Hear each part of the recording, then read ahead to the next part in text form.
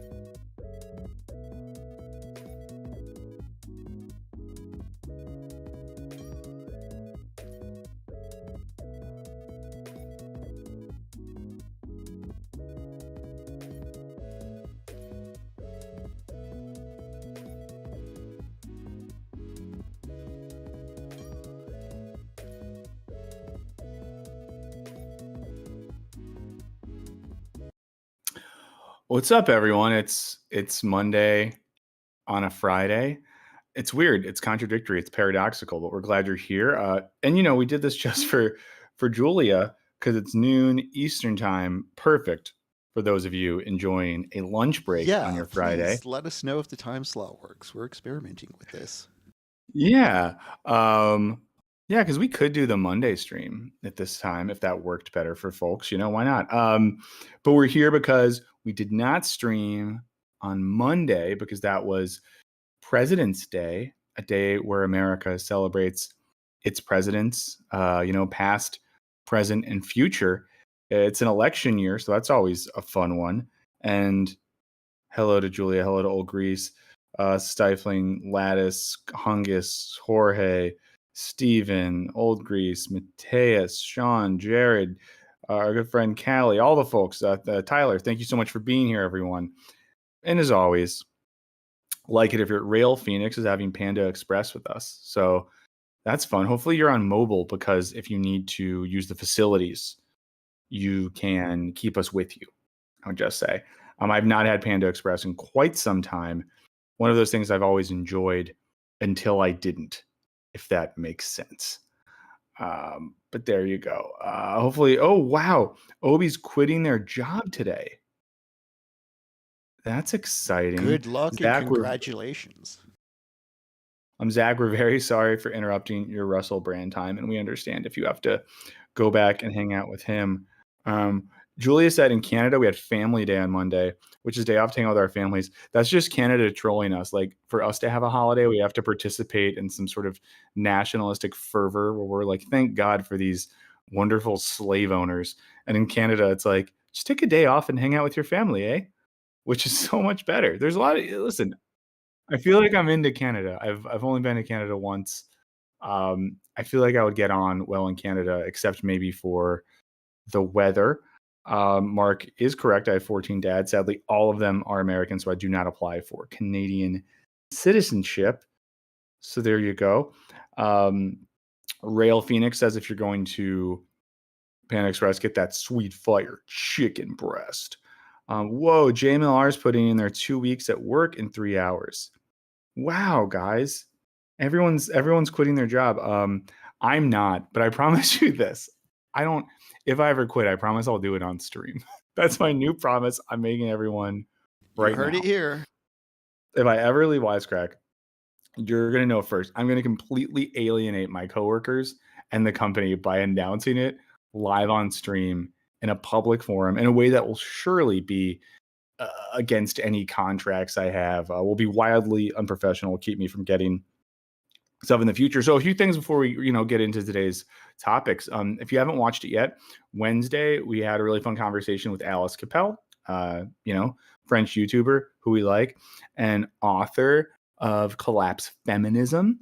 So consider checking that book out. It really is very good. And I think, I don't know, maybe some of you might have the sense of like, I don't know if I really want to read a book on feminism. I don't know if that's for me, whatever.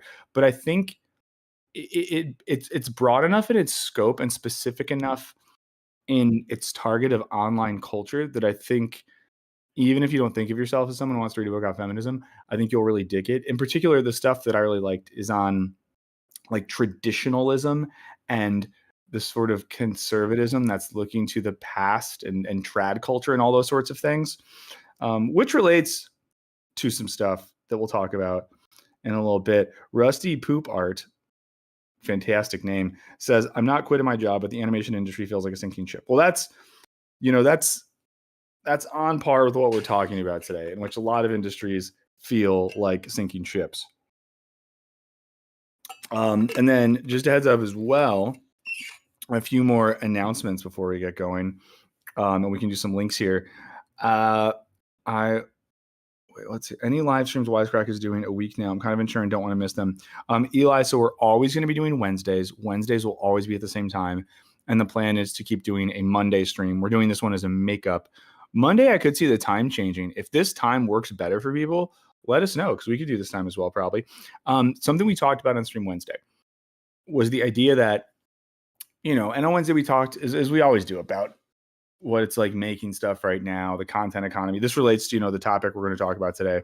So what I did is I created a new category on our Patreon for a $1 a month level. The idea here is that if you're, stretched for cash, but you just want to throw us a bone once a month to help support the channel, it'd be awesome. And it's one of those things where if you think like, oh, how big of a difference could that make? It can make a huge difference. Like if 1,000 people signed up for that, that could help us make more content. Like $1,000 for us, like we could make something with that. So, consider checking that out. Henry will throw a link to the Patreon page in the chat in a second.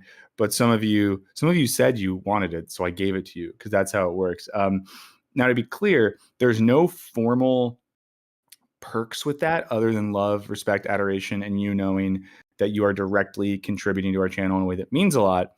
But there's going to be surprises. So you heard it here first. If you sign up for the $1 thing, there will be occasional surprises that are not promised to you, that you will not expect, but you will see something in your inbox every now and then, and you will think, what? I didn't pay for this? What is, they must have made a mistake, but we won't be making a mistake. We'll be giving it to you because we care about you. So check that out if you want. It'll be a huge one. And thank you so much, Mark. And thanks to all of you who do that. Also, we have a video, or Friday's video day. We have a video coming out at 10. So we'll make sure we wrap up the stream by 10. But would also, Julia, you are a god. And Mark, you're also a god. But yeah, and again, like, I don't want anyone to feel pressure. It's just one of those things where people recently, have talked about more and more how like they dislike sponsors. And like, here's my thing.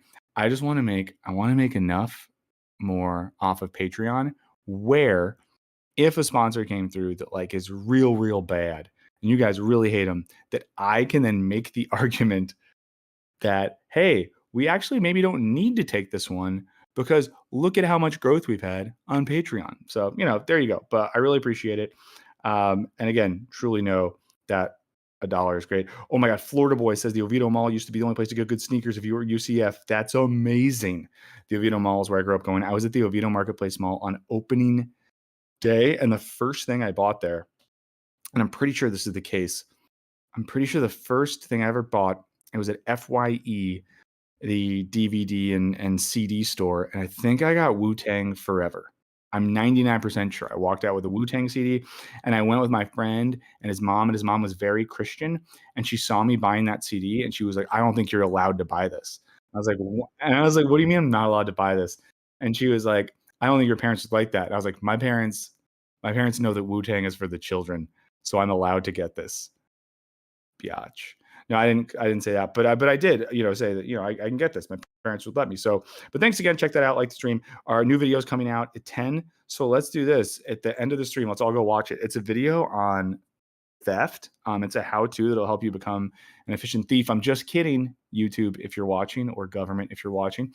It's about the sort of panic around shoplifting in America right now, the way in which, at least in the States, when you go to the store to get a razor or a thing of deodorant or body wash, there's plastic or glass covering over all the things, and you have to press a little button to ask someone to help you. But no one ever comes because no one works in the stores anyways, because they don't hire people to work there.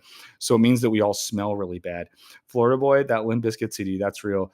My parents got me that Limp Bizkit CD once, and I acted like I liked it because I felt bad because it was nice of them to try to get me something cool. I think my mom went to the store and was like, "What are the kids like?"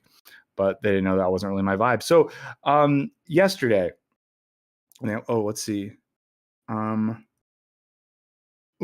So Eli asked a really good question, and I'm going to be honest with you. It says, does Patreon donors go to you and the team or the boss completely? So the money we make on Patreon basically like counts as money that the channel brings in. It's definitely not a thing where like those of us on the team get a cut or cash out. However, I shouldn't say this, but I will. Oh man, I realized I forgot to tweet out the link to the stream. That's not good. And now I can't do it because I log into our Twitter account on the phone, and the phone is my camera. Hopefully, people still find this.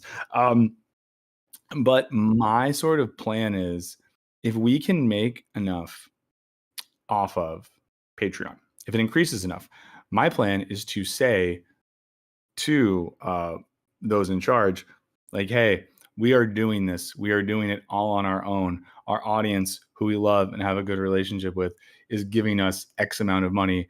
It seems fair that some of that money goes directly to us or split amongst the team. So that's my plan.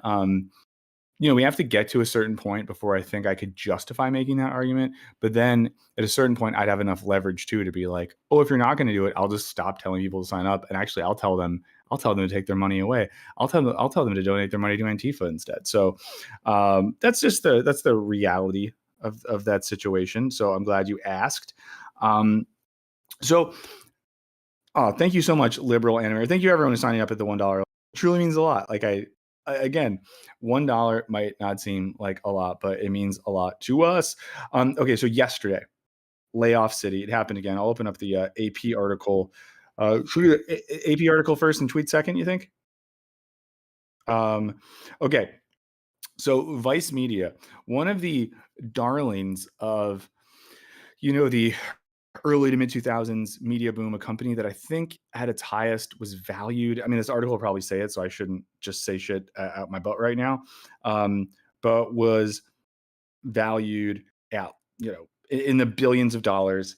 It's basically shutting everything down. And this has been happening for a while where Vice has slowly been laying off writers, canceling shows. And this is, from a time where Vice at one point had its own TV station, tons of original YouTube series and digital series, really, really good journalism. Vice obviously started writing silly hipstery articles and things like I drank a jug of weed lube. That's a real thing, not just a weird thing I made up. But eventually Vice hired a lot of really, really good journalists that covered a lot of really important stories. Vice had, the Vice News show on HBO that did some, like, sometimes a little bit over the top, but sometimes some really good journalism. This was a major media source. And I think a media company was meant to represent a certain generation or demographic, one I think a lot of us probably fall into or participate in. I'm sure most of us at some point have consumed Vice content. And news broke yesterday, and there started to be tweets early in the morning where people that worked for Vice were like, hey, I can't access some of my emails. The rumor is they're just going to take the website offline. And surely enough, that seems to have happened. We'll look at the press release in a little bit. But, if you're on Twitter and following any writers or producers for Vice, you'll see that they're all like, oh, this is bad, talking about how their work's going away.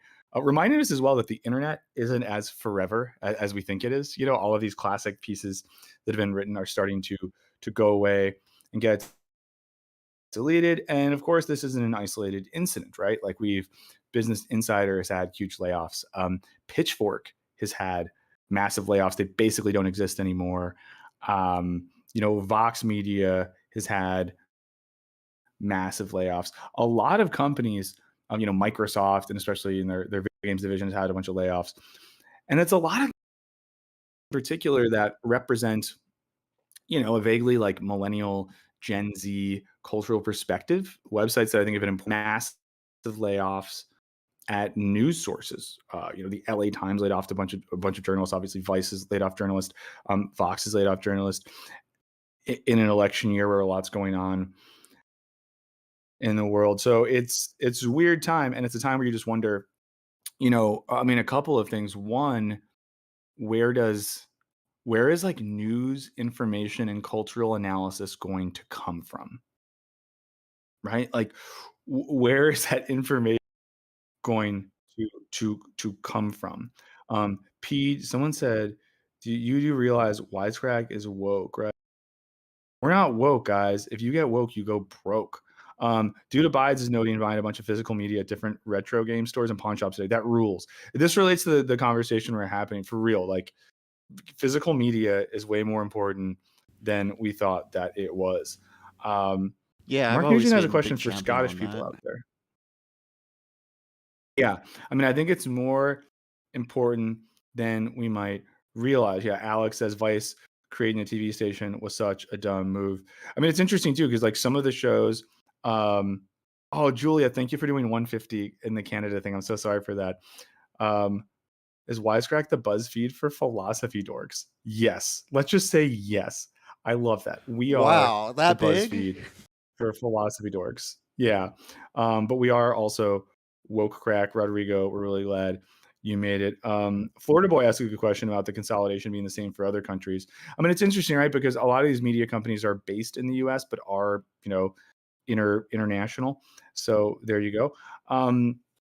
But also, I will just say the woke go broke thing I always find very funny because some of like the most woke brands and figures in the world are worth $1 bazillion. But yeah, so there's that question about where we're going to, and this is I've been thinking about this ever since Pitchfork was essentially gutted. I'm at least of an age where there's certain websites I've always known, like even when they wrote stupid stuff, I could go to Pitchfork and there's going to be reviews of records that I've not heard of or of bands I like. It's a way to find out about new artists. The reviews are well written. I know, who I like and what perspective I like, but I, have discovered so much there over the years. Places like Vice, a lot of their writers have been great. And I've read so much good stuff there over the years. And the same with content from, BuzzFeed and Vox and the Condé Nast brands and all these sorts of things. And this also accompanies a time where we know a lot of YouTube channels have shut down as well. The other thing is like, what is everyone doing? Where do all these people go? Like we every few weeks now, a new batch of writers and journalists and creative people are getting laid off. And it's not like there's more jobs. And one might say, like, well, that's just the market correcting itself, and these people should all get jobs. I don't know, in waste management or something. But I think this is the problem, right? When the market determines these things, we stop treating the fourth estate, the Institute of Journalism, like a necessary public good, and treat it like a product that is relative to the market. And I think it's important to note that, like, most modern Western democracies, at least, are grounded in the idea that that fourth estate, that journalism, that newspapers, that magazines are a part of what creates an informed society and allows us to be democratic. This is like similar to something that, Plato, but I think Aristotle in a better way talks about that, like, education and information are absolutely essential to the functioning of democracy. And part of that means, we need robust education systems. And we know those are being actively gutted, at least in America. And you also need journalism reporters, writers, to dig into things, to give us access to perspectives that are not always as ideologically or politically mediated, and again, too, I see people making some comments in here about Vice sometimes not being like the best, and BuzzFeed and all sort of stuff. But I guess the point is more like structural than anything. Also, Blasphemous says, I think we did a video on this when we were talking about woke, guys. I forget where it is, but you can look at it. I don't think woke is a real thing, but let's not talk about that now. Josh Boykin says, I love how people say go woke, go broke, because of making money is supposed to be what proves that a social movement is good, correct? Yeah, like, I don't want to be like dramatic here, guys, but at one point, what made you a lot of money at one point in history? A thing that made people a lot of money? Slavery. Was that good?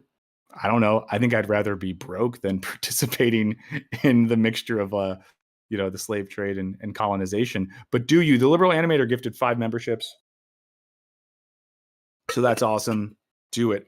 Self-generated podcast says maybe society should not be dictated by markets. Thank you so much, Liberal Animator. Gifting memberships rules. It's a good thing.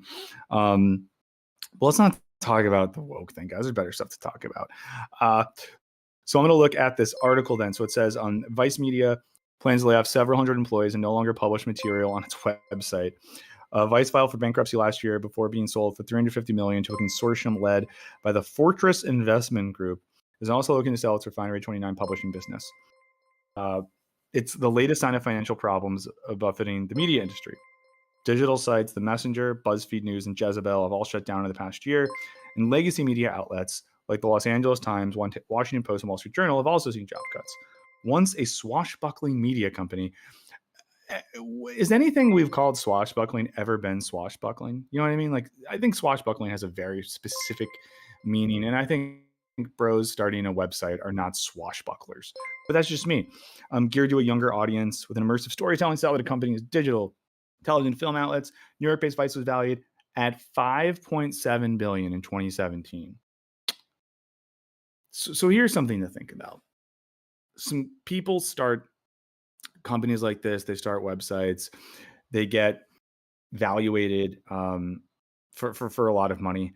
The people that make these websites become very rich. I know Shane Smith, famously bought a mansion in Los Angeles for $25 million and later sold it for $38 million. I mean, these are people that are making insane amounts of money, but they're basically starting a thing, bolstering the value, taking as much as they can, and then they let the thing die. And they let the thing die so that a small group of people that found the thing but don't create the value for the thing take all of the money, right? Because none of the people who started Vice or the people that are getting money now have done much in years. It's been a lot of largely freelance writers and probably writers and producers who have not gotten big salaries, have created all of that value, and now they're going to get completely boned. But yeah, it says Dixon offered no specifics about the layoffs other than saying hundreds of people will be affected and will be notified early next week. Imagine like working for a place where you just like see the CEO put out a thing. It's like, yeah, we're just gonna lay off hundreds of people sometime next week, and you work there like, what? Um, but there you go. Better stuff to talk about raw dome. It's always good to talk about raw dome. And again, please continue to like the stream. It means a lot, and it helps us. It helps us a lot. Okay, guys, why do you be talking about just like if you really care about the woke thing, go watch the video we made on it, you know? Go watch the video we made on it.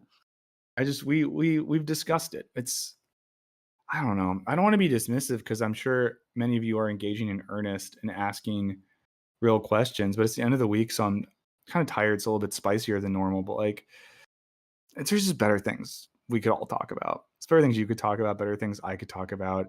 It's like a meaningless concept. I've never heard someone be like, "Oh, I'm woke now." Yeah, me and my friends discuss woke. It's like no one uses like no one. It's just not it's not like a real thing. It's a constructed media entity used to create these like false ideological entities. But yeah, this person says to go on the article, it says he said it was no longer cost effective for Vice to distribute its digital content, including news, the way it has been. He said Vice would put more emphasis on its social channels and look for different ways to distribute its content. So here's what they're saying, guys. Pivot to social. Yeah, because here's what people do. They let people create value for them. They underpay them for that. They then cut and run with lots of money. They trim down their thing. They use the name of the brand to keep a little bit of value on the line. So it means they're going to repurpose a bunch of old shit on their social channels. And as we all know, social media is more chaotic and weird than ever.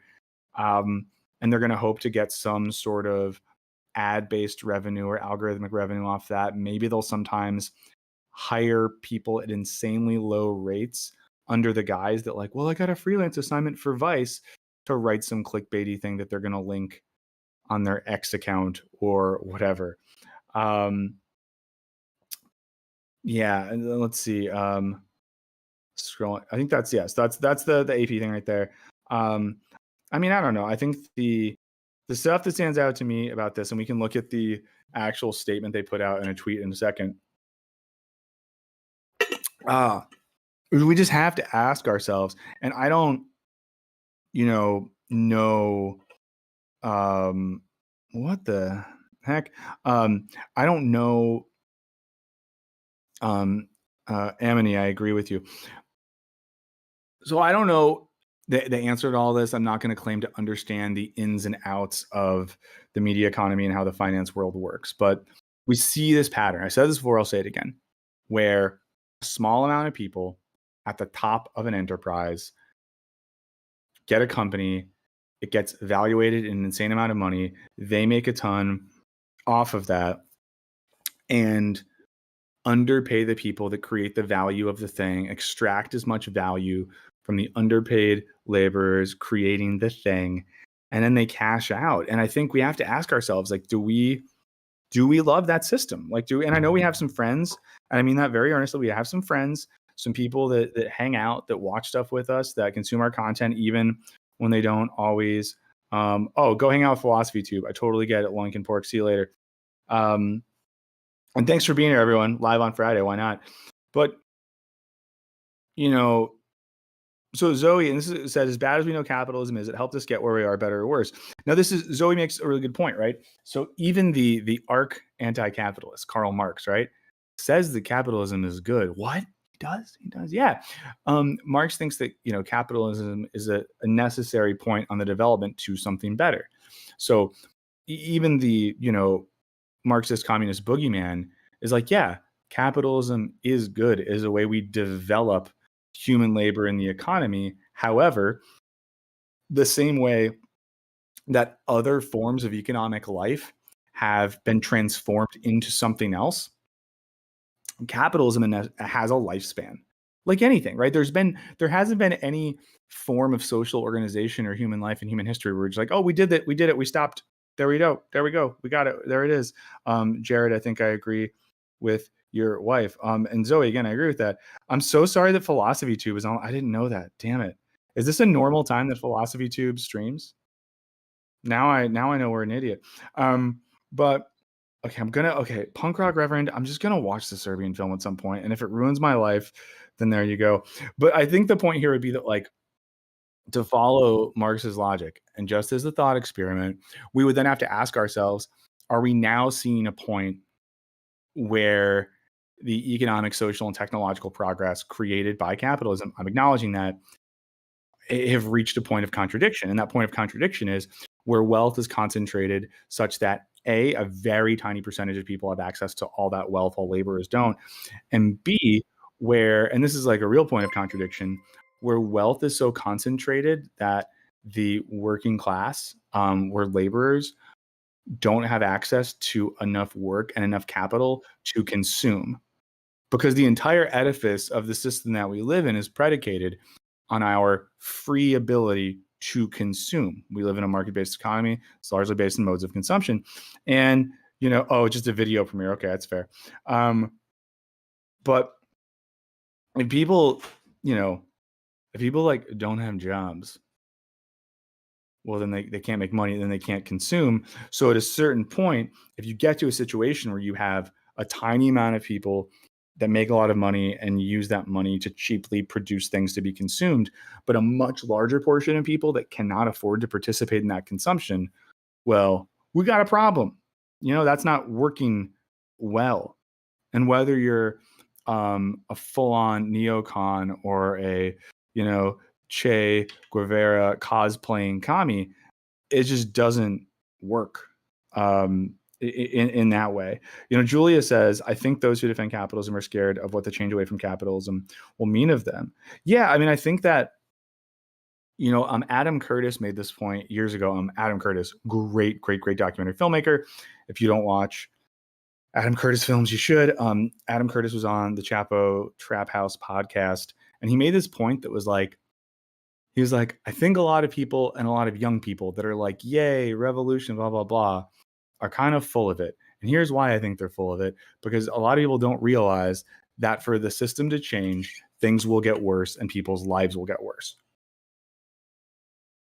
And I mean, think about it this way, like, and this is what, Marx and at the onset of capitalism, people's lives got worse.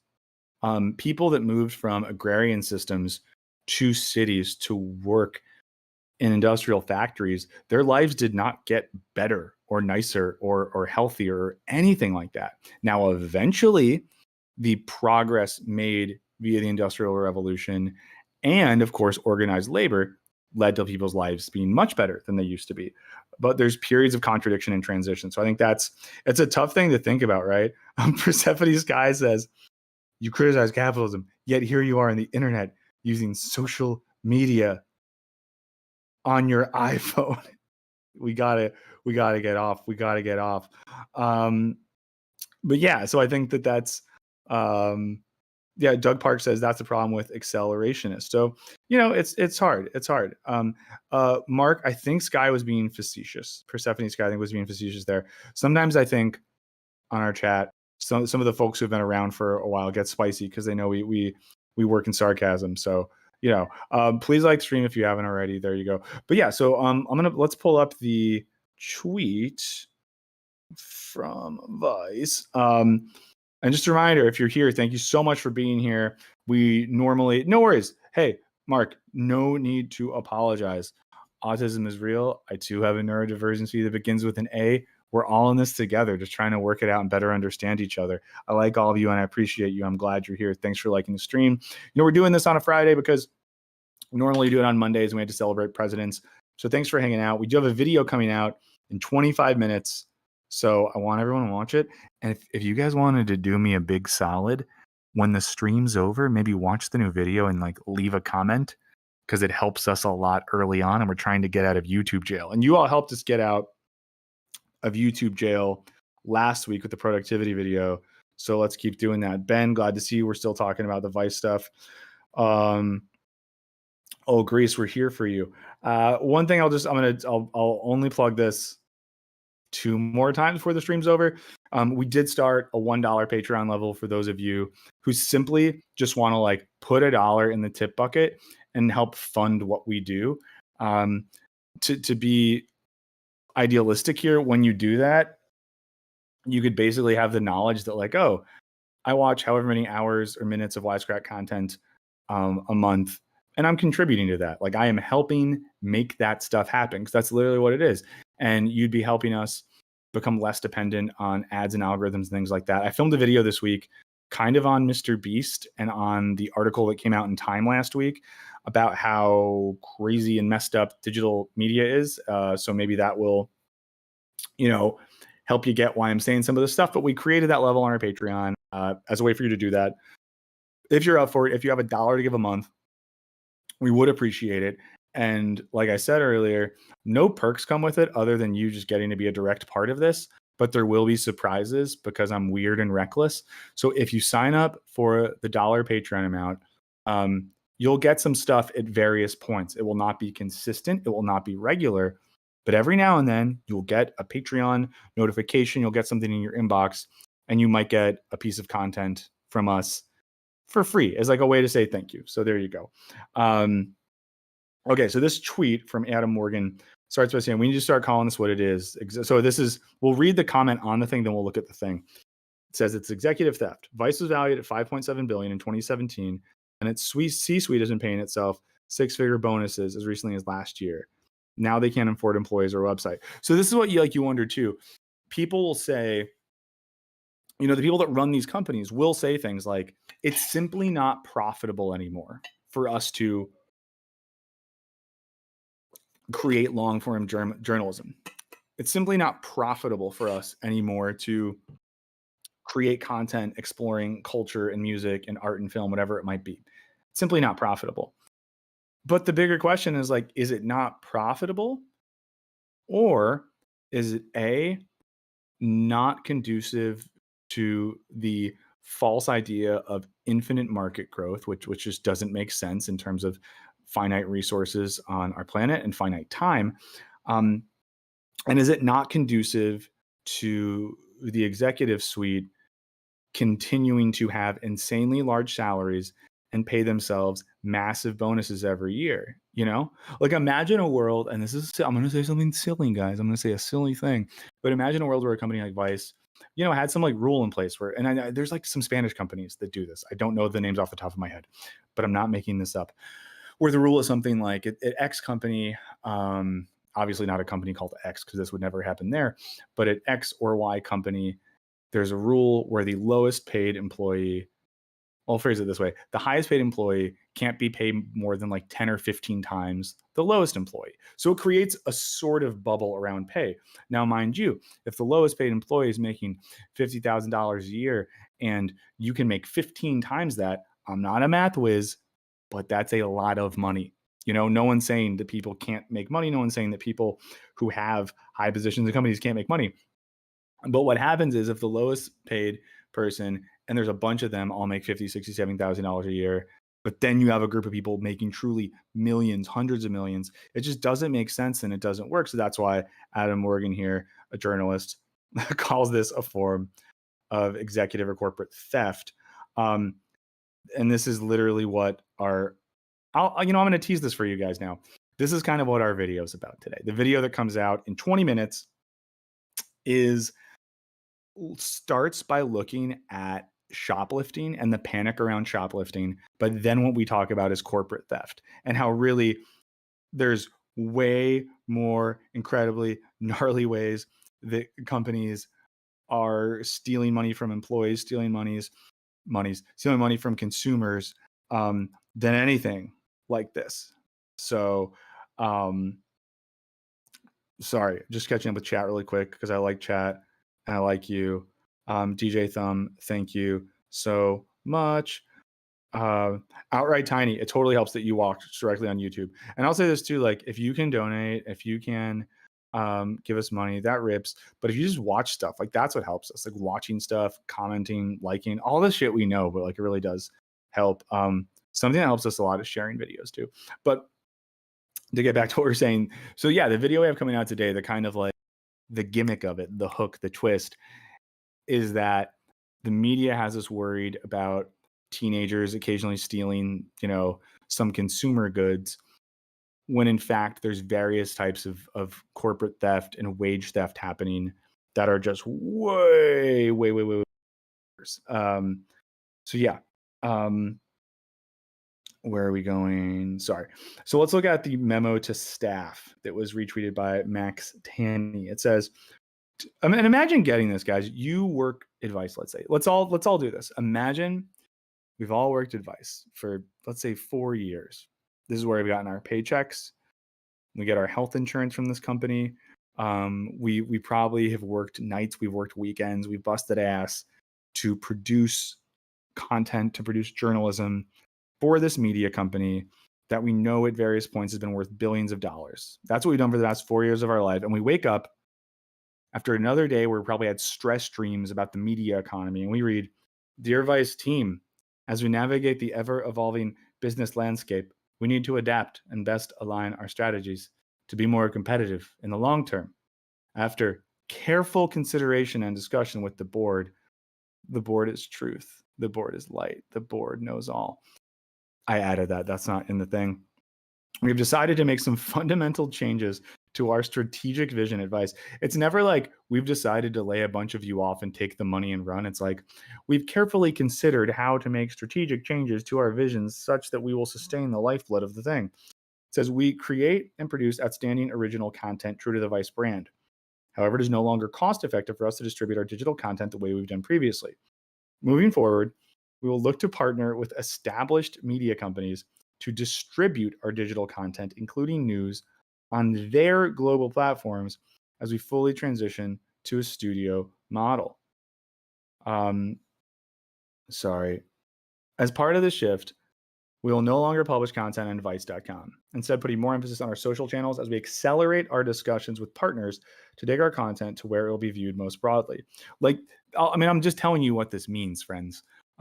This means that they're going to get some money from WhatsApp and from X and from TikTok and maybe other places like that to reuse and repurpose content associated with the Vice brand. Vice will then end up paying those places to boost that content to increase their numbers. And then when they pay those platforms to boost their numbers, Vice will use those boosted numbers to try to get some sort of like sponsor brand deal stuff. And they're going to make increasingly vapid and empty things that are aggregations of previously existing content attached to some sort of consumer good or product, all just circling back into an empty digital echo chamber, aiming to do nothing more than capture some of our attention and distract us from anything meaningful in this life. It says separately, Refinery 29 will continue to operate a standalone diversified digital publishing business, creating engaging social-first content. As you know, we are in advanced discussions to sell this business, and we're continuing that process. We expect to announce more on that in the coming weeks. When they sell the business, they sell these things to private finance companies that just gut them. And then they say, with the strategic shift comes the need to realign our resources and streamline our overall operations. Regrettably, this means that we will be reducing our workforce, eliminating several hundred positions. The decision was not made lightly. Narrator, it was made lightly. And I understand the significant impact it'll have on those affected. Narrator, they do not understand the impact it'll have on those affected. Employees will be affected, will be notified about next steps early next week, consistent with local laws and practices. I know that saying goodbye to our valued colleagues is difficult and feels overwhelming, but this is the best path forward for Vice as we continue the company for long-term creative and financial success. Our financial partners are supportive, and have agreed to invest in this operating model going forward. We will emerge stronger. Thanks for your continued dedication. Yeah, fucking A, man. So this is the email that people got about this thing. And, some people might be thinking to themselves, and thanks for being here. Thanks for liking the stream. Some people might be thinking to themselves like, okay, like, you know what though? At the end of the day, it's like Vice. Who cares? Like, it's another bad website. I don't care about this thing anyways. Yada yada yada. But this is coming for everything. It's coming for the healthcare industry. It's coming for the retail industry. It's coming for all types of production. It was also announced. What's up, Sean Harriman? It was announced, I think, yesterday or the day before that Tyler Perry was going to reinvest $800 million into his production company. And because of the new like Sophia AI stuff, he's decided not to. So this is really like across the board that these things are happening. These things are going to continue happening in education. They're going to happen in healthcare. They're going to happen in transportation. These things are going to keep. It's important at this point to not read about and hear about things like this. Beatmaster came late, but licked instantly. Saying that out loud felt obscene, Beatmaster. Saying that out loud. John Claus says, how bad can healthcare become? It can become worse. So, yeah, I think that we just, have a problem here. Now, what are the companies that are going to survive? You have like cool companies out there, like something like Defector Media, I think is a great website in place. And the reason Defector Media works is because it's company owned. And I actually read about their company structure the other day because I just wanted to. I thought it was very cool. The Defector Media starts everyone who works there has a base salary of $70,000 a year with benefits, with time off, with parental leave, all that sort of stuff. And then they make more collectively if the company makes more. Everyone kind of has equal buy-in. There's no, bunch of corporate investors or executives that make 10 times what everyone else makes who make the decisions. So I do think that, things like that are great, but they're hard. It's hard to start things like that. It's hard to have enough capital to get going. It's hard enough to get those balls rolling, 404 Media, someone brought that up. That's another great example. And there's a bunch of these too. Hey, Emily's job is still hiring. And actually sounds cool. Working with kids rips. Even if they're kids that occasionally punch you in the face, working with kids rips. Sean Harriman says subscribing to the Reddit layoffs community is doomed pilled them even more. Pasta. I have not read that book. And Sora AI. Sorry about that, Sigbungus. I assume I should read that book, Pasta. I assume that's why you are recommending it. But and I hate to like doom and gloom. I know we said the Monday streams were going to be more chill and happy, but this is Friday, so things get dark. But I don't know. I've been going for.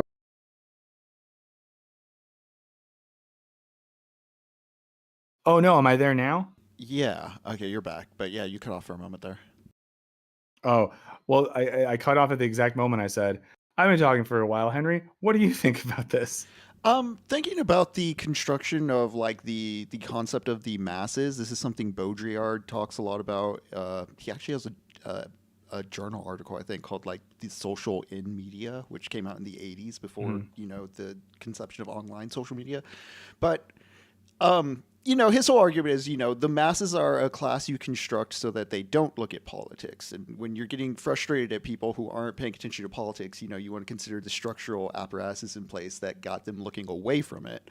But now we're getting to a point where like that's not even the function of these systems. Like the latent social control mechanisms aren't even like recognized or used. It's just the profitability of it. And that's why everything feels so doom and gloom, I feel, in part, even if we may not like physically be harmed. There's just this sense of like what are things for now besides cashing out on? Yeah, no, definitely. I mean, and related to all this too, I'm sure some people saw this. Like Google now is considering taking the news bar off of their search thing. Yeah, So we're just even not going to have news. Like what?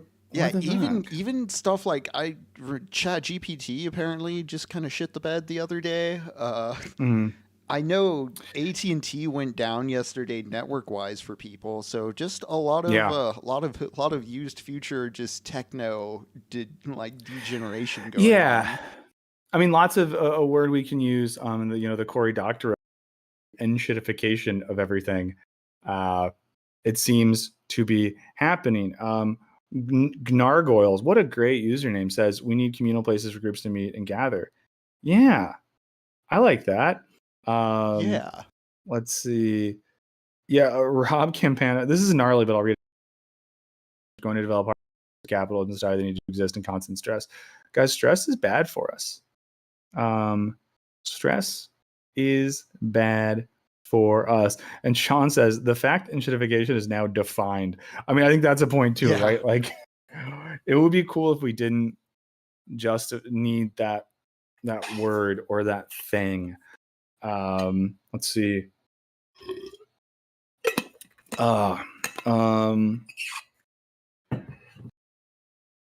Sorry, just catching up with the chat. Oh, Mr. Cynic updates us the chat GBT actually achieved sentience on Wednesday. So there we go. I want to look at one more thing before we wrap up. I just, we can keep this like very, very light, Henry. But guys, you might know this, that a person I'm fascinated by.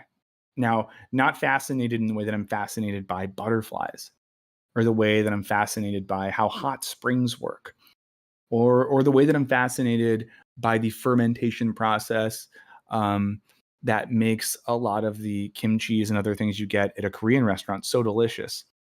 Fascinated more in the way that I'm fascinated by, what happens if you poop in the street and leave it for 3 days, or fascinated by train crash videos from the early 20th century. I'm fascinated by Christopher F. Rufo, Italian American miscreant and person who single-handedly made it their job to deconstruct quote unquote woke institutions in America, largely those to do with education. This is the person who kind of invented the critical race theory hullabaloo. Someone who's also, we talked about this earlier, kind of invented and perpetuated like wokeness as this cultural thing that isn't real. Someone who's been behind recent attacks on universities, university presidents. We talked about this in the plagiarism video.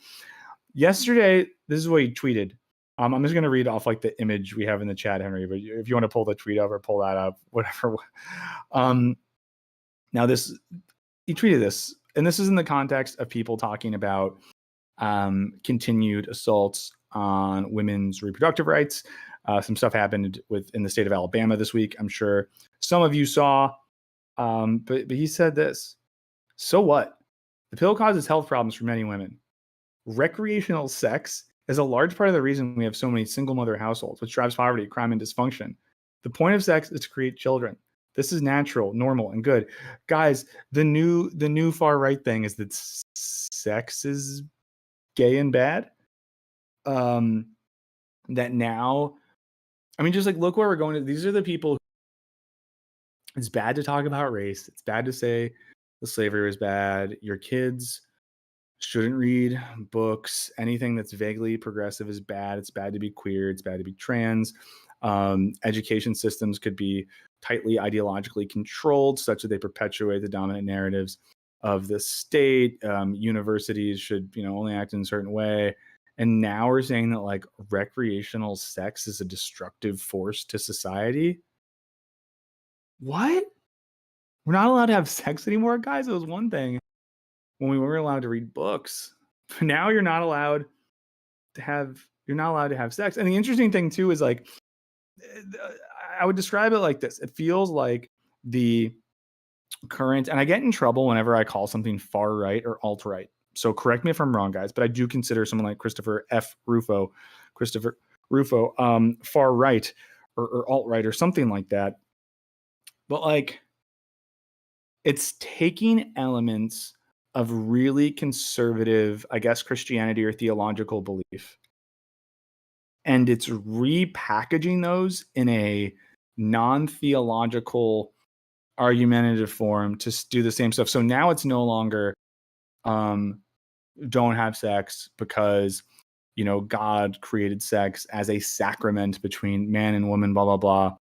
It's like don't have sex because it creates poverty and crime.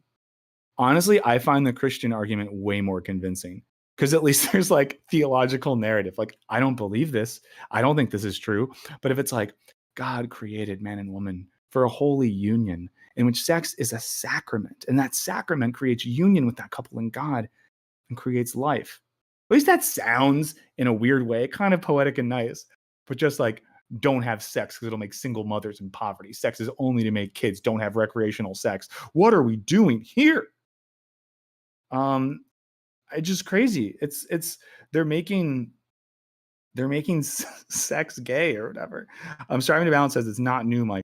No, I know it's not new, and that's Yeah, the crazy thing. It's like a rebrand it strikes of me what as like a already is. reversing of political polarities or cultural polarities in a way, because like liberal self-loathing has been a cultural punchline for a long time. Mm-hmm. And yeah, this is divorcing the same kind of spiritual like right-wing self-loathing from the spiritual and like secularizing it in a way that like the liberal centrists kind of did a decade ago with like politics and identity. But yeah, everybody's just going crazy with their passion beliefs and their little hobby horses. Yeah, Sean Heron says, yeah, the repackaging. That's the new thing. And there was, and I know I think Henry retweeted this earlier today. So make sure if you don't already follow Henry on Twitter, please go do that. But yeah, there's like been a series of tweets of these types all talking about why like sex is bad. And it does remind me of the clip we watched, and I forget the woman's name, but it was the woman who had the podcast debate or whatever with Michael Knowles, and did a really good job of talking about how, a certain right-wing contingent just like tells men that things are like gay and beta, so they won't do them. And it really feels, because a lot of this too is tied up in a certain vision of like American masculinity. It really feels like what they're kind of saying is like, if you want to be like a strong alpha man, like don't have sex. And one of the tweets that I saw, Henry reposted, it was a picture of like Travis Kelce and Taylor Swift, and it was like, this isn't what a man looks like. And it was like an AI picture of some dude with like 7 kids. Real Guys, men don't play games; they have families. Where are we at that Americans are now arguing that like 6'5", 250-pound Super Bowl winning tight ends from Ohio who are dating the most popular blonde cheerleader-esque superstar in the world, that's not stereotypically masculine or whatever. That's literally the most stereo. And shout out to Travis Kelce, who doesn't care about this, but like dudes are people whose whole brand is like masculinity, are like the huge jock football player with the hot girlfriend is gay and beta. And like some weird guy that has like a fascist reading of the Bible and hard-ons for Ronald Reagan and thinks Hitler had some good points, that's the alpha. What are we doing? Okay, so we're gonna go here. Thank you again for hanging out, guys. We'll be back Monday for Case of the Mondays. We'll be back on Wednesday. Do me a favor, 2 things. One, if you didn't hear me say this already, please go check out our new $1 Patreon level. If you're someone who's wanted to donate before and you just haven't been able to, try that if you can. If you can afford $5 or $10, please do. And again, at the $5 and $10 level, you get a bunch of free shit. The $1 one, you're not getting free shit. It's just your way of like contributing to what we're doing. That means a lot. It's 10 a.m. right now. Everyone do me a favor. Go watch our new video. It just came out. It's on shoplifting. Please watch it. Please leave a comment. Please like. That means more than anything else to us. So please go do that right now. Henry, is there a link we could drop in the chat real quick? Let me fish it up. Yeah. But that would mean, and again, guys, this is like here. Let's get into the into the logic here. If people watch the video and comment on it in like the first hour, YouTube shows it to more people. That's the thing. Hey, Persephone, yeah, 666, Hail Satan. So Henry will drop the link. Please just do me a favor. Honestly, even if you don't have time to watch the video right now, click the link now and like it, or just like let it play when you do something else, because watch time matters a lot. Retention matters a lot. So thank you so much for doing that. It means a ton. Scheduled link is in the chat, so have we'll fun see with you on that. social media. Click that. I want to see everyone leaving. Get the fuck out of here. But I love you guys. Everything you disagree with is gay and beta. Watching Wisecrack is gay and beta. Thanking Henry for all his hard work is gay and beta. Alec giving us $2 is gay and beta. Everything. So believe, go watch that video. We appreciate you so much, and we'll catch you soon. Amane's in the future. We hope it's going well. Love you guys, and we'll see you after the weekend. Have a good one. Have a good one.